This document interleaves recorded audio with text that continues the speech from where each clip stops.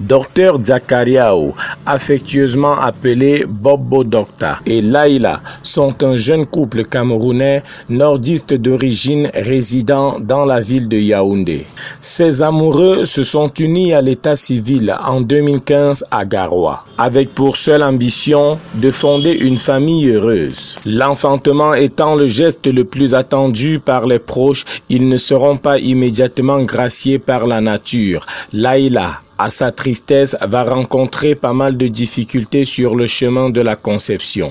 Bobo Docta, fervent serviteur de Dieu, va tout remettre entre les mains de Allah. Prière et méditation vont accompagner son attente. Ainsi, en 2022, soit 7 années plus tard, Allah, dans sa miséricorde, va enfin répondre à leurs prières. Et Laïla connaîtra enfin le bonheur lié à la conception. Toujours en prière, Bobo Docta attendra avec impatience le moment glorieux qui connaîtra la naissance de son tout premier bébé. La gestation va donc évoluer sans embauche et aboutira par l'enfantement d'une magnifique jouvencelle. Cette naissance, faut-il préciser, se distingue par le fait de précéder le mois du Ramadan comme pour annoncer sa célébration. L'enfant est venu en plein mois de Ramadan pour que Dieu nous confirme que la prière est franchement en plein Ramadan, maman est venue.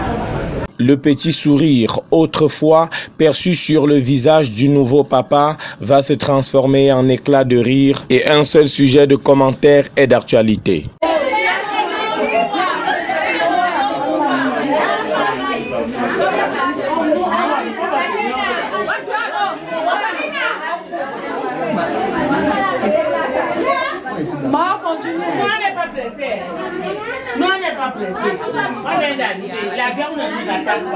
Au 7e jour de sa naissance, cet enfant spécial doit être nommé. Mais attention, le nom doit être choisi selon les prescriptions de l'islam. Il y a les noms des Sahaba, il y a les noms des messagers d'Allah. Mais attention, il ne faut jamais dire que moi je veux un nom arabe. Ce n'est pas le nom arabe qui est important. C'est le nom islamique qui est important.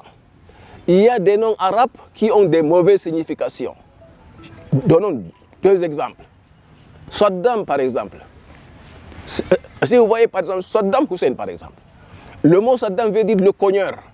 En fin de compte, il s'est cogné avec les autres et il est parti. Vous voyez? Par exemple, Bachar al-Assad. C'est lui qui fait plaisir aux lions. Qu'est-ce qui plaît les lions? C'est le sang.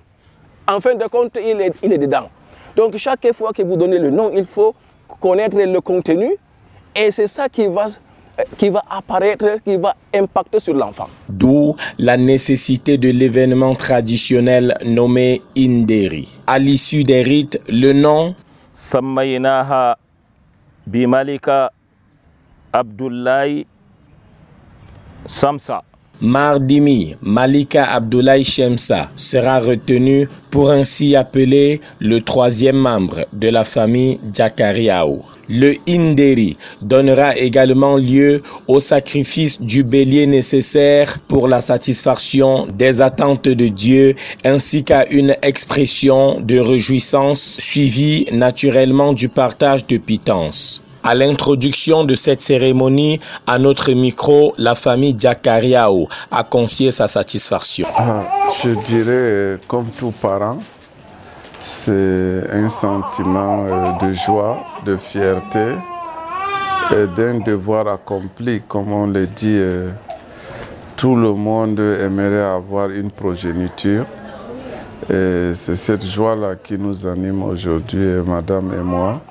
Et on espère.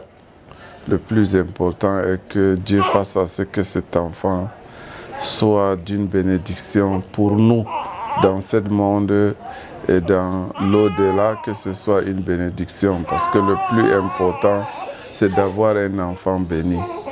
C'est pas seulement, c'est pour ça en tant que parent, je continue à prier pour que Dieu la bénisse et qu'elle grandisse sous les lois divines. Et qu'elle aussi elle marche sur les pas comme ses parents, voire au-delà de ses parents. Ça, c'est mon souhait.